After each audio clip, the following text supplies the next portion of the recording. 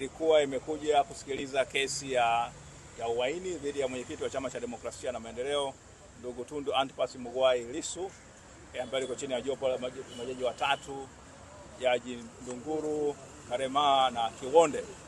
Sasa itajua kwamba leo upande wa mashtaka ungeweza kuendelea na kesi yake, kuleta mashahidi wake ambao wanataka kusema kwamba mwenyekiti wa chama alifanya makosa ya uhaini.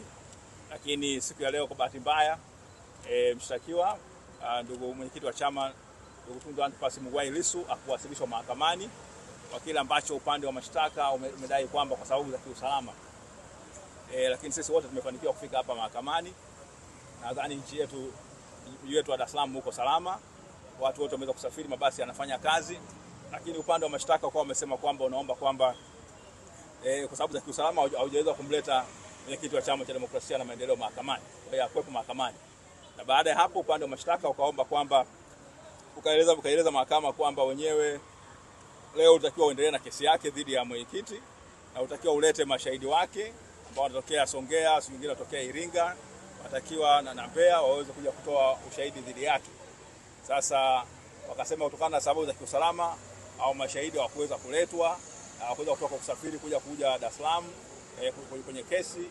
Kwa hiyo na wao waweze kujiandaa vizuri, kuweza kuandaa mashahidi wao hawa waweze kutoa ushahidi. Kwa hiyo kwa sababu hiyo kwa wameomba ahirisho la wiki mbili. Kwa maana hiyo tarehe 10 leo mwezi wa 11 ukiongeza wiki mbili maana yake ni siku 14, ingekuwa maana tunazungumzia tarehe 24 au 25 ya mwezi huu.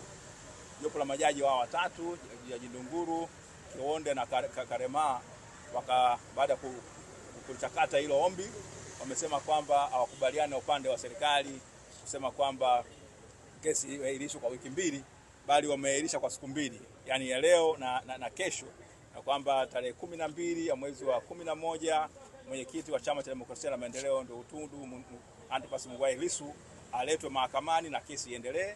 Na mahakama imeamrisha kwamba ule hati ya wito wa kumuita mahakamani itolewe na aje upande wa mashtaka siku hiyo uendelee na kesi yake dhidi ya mwenyekiti. Maana yake kesi ya msingi sana. Sasa sisi tumeweza kuyaona hayo.